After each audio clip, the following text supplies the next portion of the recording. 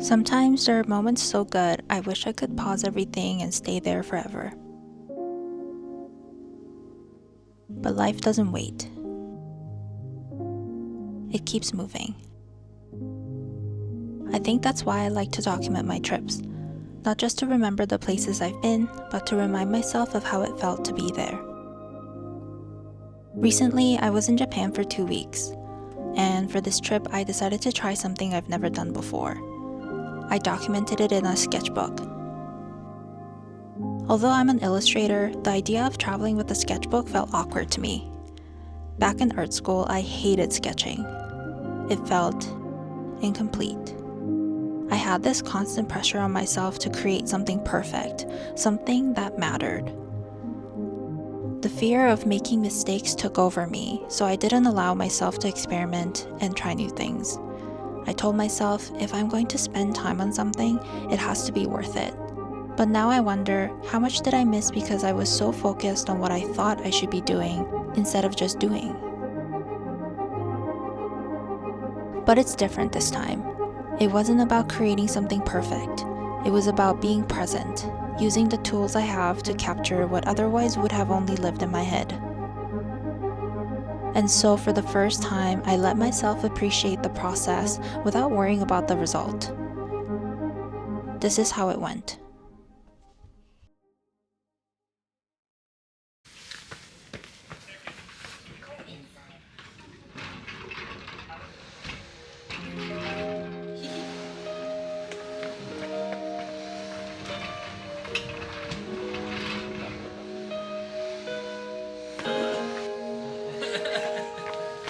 Okay. Oh shit.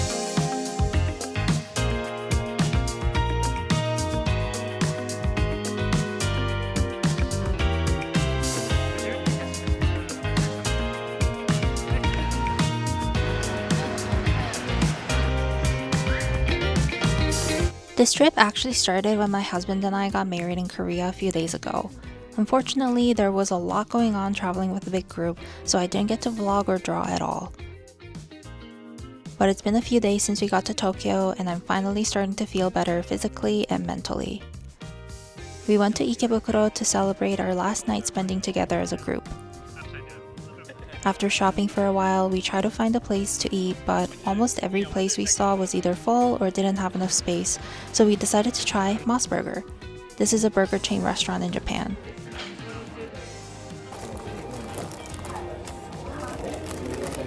I got a shrimp burger and I genuinely was surprised by the quality.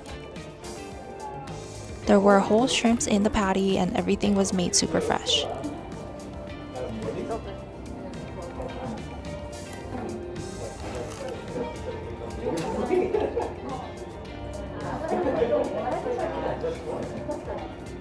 For dessert, we went to a taiyaki place right across the street. The owner cooks the taiyaki as the orders come in, so it was super hot and fresh. Fresh right in front of you? Yeah. Oh, it's okay. Good.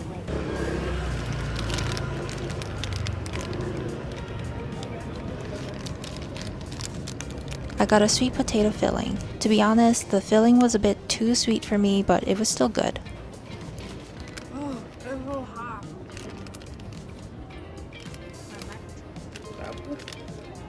Sweet potato.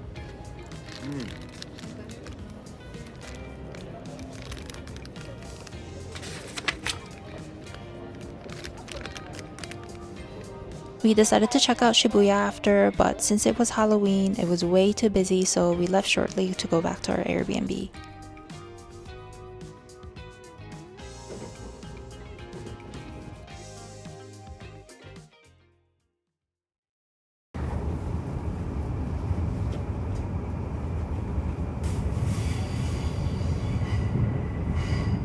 We're leaving Tokyo and heading to Kamakura today. The bustling streets of Tokyo were becoming a little bit too overwhelming for me, so I was ready to enjoy the calmness of Kamakura. I was starving, so we went straight to this restaurant near our hotel for some food. I got a bento set that comes with a mini udon.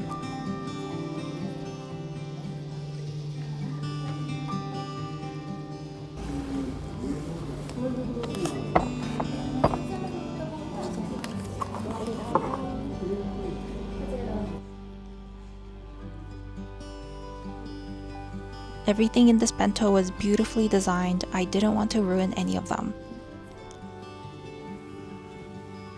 Biting into each dish was so special because it's something I've never really tried, but still felt familiar.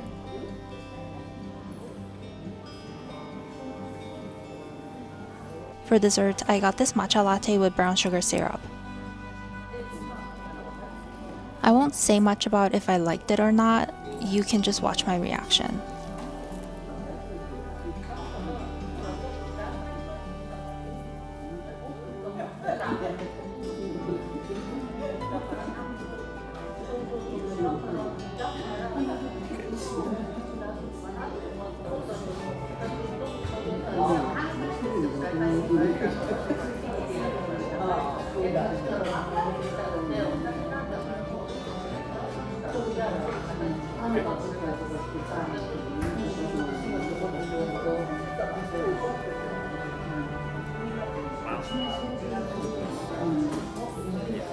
It's so thick.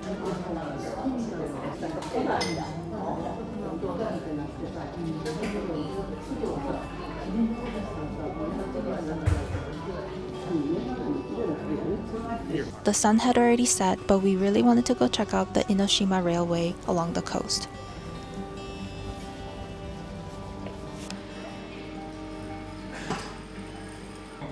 Now the train is arriving. Please stand behind the yellow line for your safety. Thank you.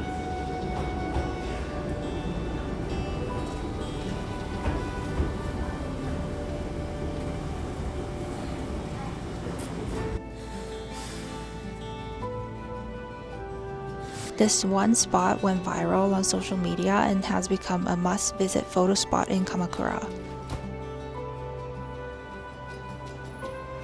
The darkness and drizzling rain didn't make it easy for anyone to enjoy the view, so the streets were quite empty.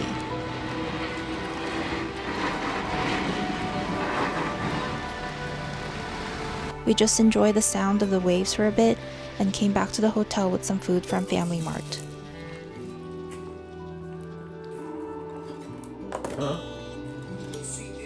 I ended the night by filling in my sketchbook while watching my favorite Twitch streamer. Okay. Zach, can we acknowledge the fact that I'm the best employee ever, by the way? We have not gotten a single one wrong yet. Not a single one.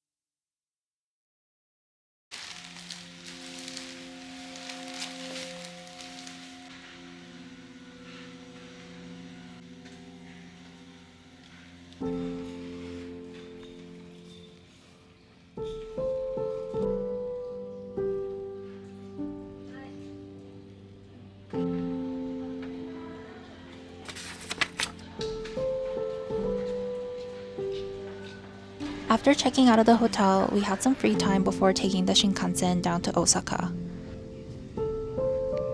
お待たせいたしました。次は七里ヶ浜。 We went back to the photo spot, but there were way too many people trying to take pictures, so we just decided to walk down to a cafe nearby.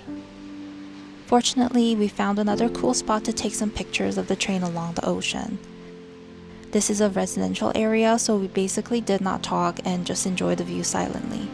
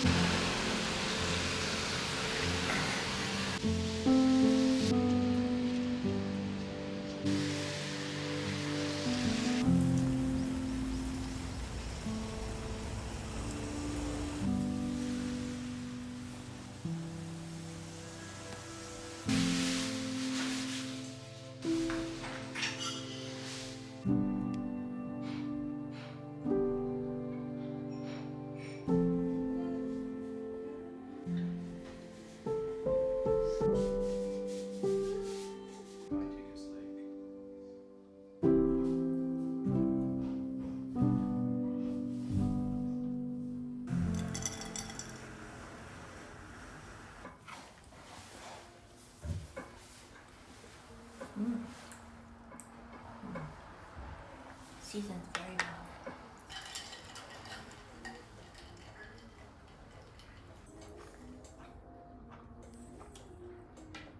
What the heck? It's so good.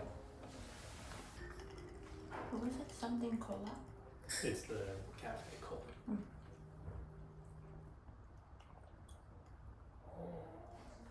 We need to do a compilation of your faces. Actually, no.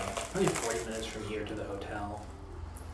And then from the hotel, probably like 2 hours to Get to Yokohama. get to Yokohama. There's also apparently some heavy rain delays, so just to buffer. But like, I mean, 2 hours because the train ride's like an hour and a half or something. And then like 30 minutes like walking time to from hotel sort of thing.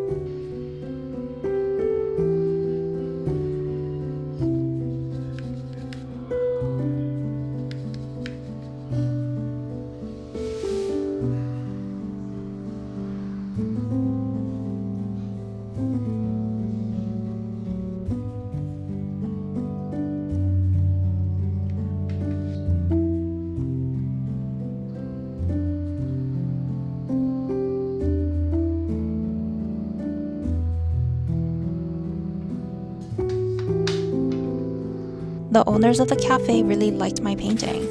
I got to take a picture of them holding my sketchbook, and we followed each other on Instagram.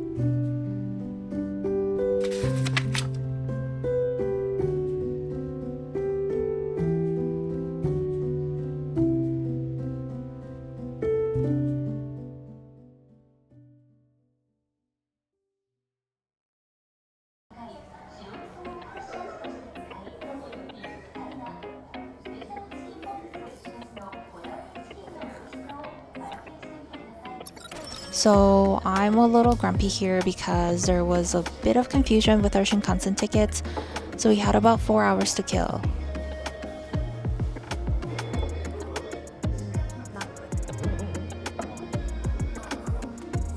We spent a good chunk of our time hanging out at this burger place near the Shin Yokohama station.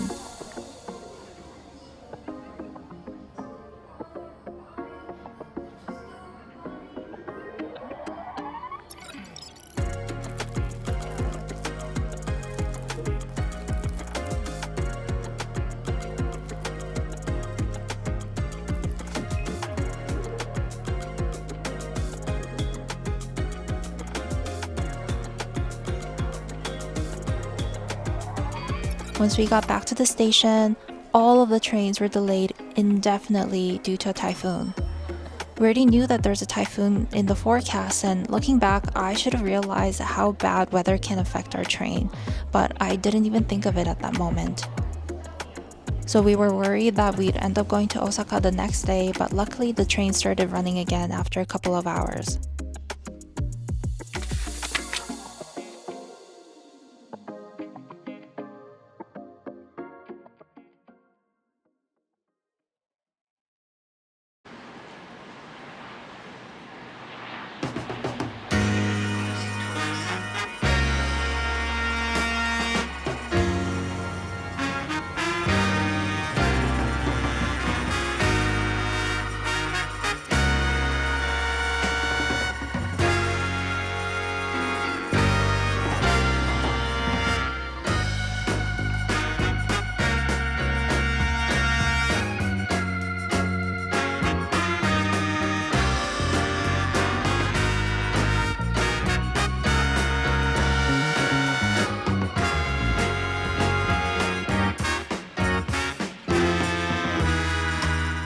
Grand Warehouse is the main attraction of the Ghibli Park, where timed admission is required to enter the area. I was unexpectedly delighted by the small little details of Ghibli movie references throughout this area. There was a special exhibition on food from Ghibli movies, from the sketches to shokuhin sanpuru. It was really cool to see, but unfortunately cameras were not allowed. But there's another place where Studio Ghibli's love for food can be spotted, Transcontinental Flight Cafe. This cafe is located in the outdoor area of the warehouse, with a good selection of savory and sweet pastries along with some drink options. They added illustrations to their menu and I could not get over how good they are. I got a miso cutlet, a katsu on top of focaccia bread with miso sauce, and my husband got a fruit pizza. I have to say, the taste was not good at all. It was cold and clearly had been sitting out for a while.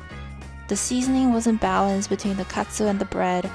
Overall, it was quite disappointing, but I was starving at that point, so I just ate the katsu part and did not finish the bread. We spent the rest of our time walking around other parts of the park.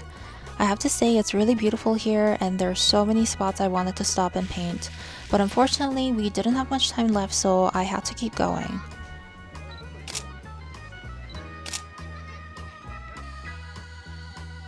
The highlight of the day was a replica of the cat bureau from The Cat Returns. Everything is so small and exactly like in the movie.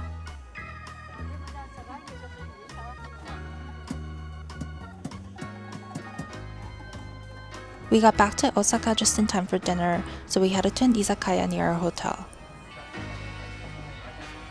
The food we ordered was incredible. Everything we tried was delicious, but the experience wasn't without its hiccups. They messed up our orders a few times, which was frustrating but not a huge deal.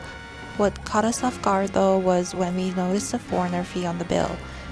I only found out because I asked for the receipt and translated it with my phone. I'd heard about some places in big cities charging extra fees for tourists, but it still felt uncomfortable to experience it firsthand. On top of that, there was a lot of staring and it was clear we weren't exactly welcomed. I'm not sure what we did wrong. I tried my best to speak Japanese and be polite, but it didn't seem to matter. I guess that's just how it went.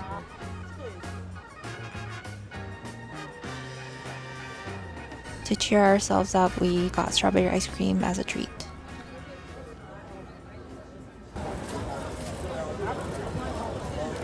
Who hit who? So you lied, and now you're caught up in it. Yo, chat, would you shop at this dealership? Be honest. They got some pretty good vans. Oh. Yo, can I get a raise? I already need a raise.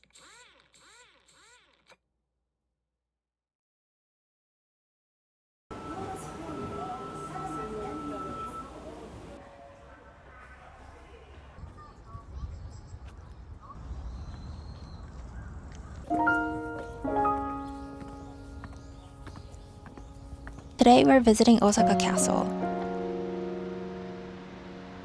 I've seen pictures of it before, but the one that stands out the most is from my grandparents' living room in Korea. They spent their entire lives working tirelessly for a family, putting everyone else at first. When they finally had the chance to travel, Japan was the destination they chose, a place close enough for their aging bodies to handle. During their trip to Osaka, they took a photo in front of the castle surrounded by cherry blossoms in full bloom. Seeing the castle in person made me think of them. But what drew my attention more than the castle itself was the landscape around it. A towering tree stood nearby with sprawling branches and lush vines covering the massive stone walls. This is another place I wish I could have stayed and painted all day.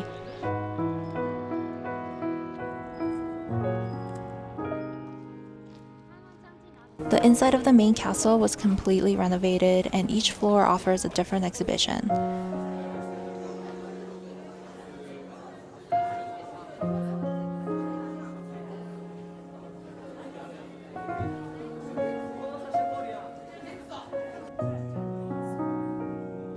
The highlight of this experience is definitely the lookout on the top floor where you can see everything surrounding the castle.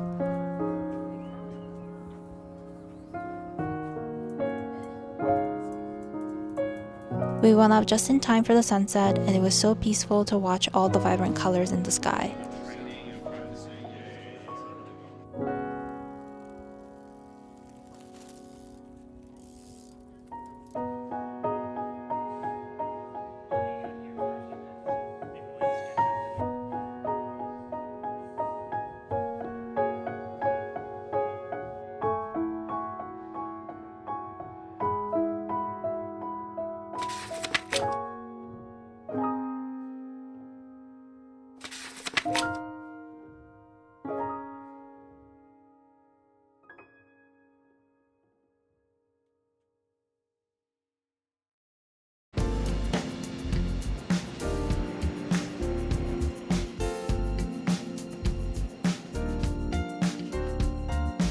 Kyoto, just an hour and a half from Osaka, is a city that draws countless visitors with its stunning temples, historic shrines, and of course the iconic bamboo forest.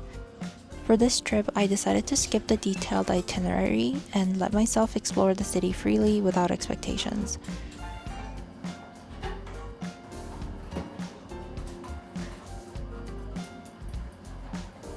Well, there was one thing I planned ahead, a kimono rental.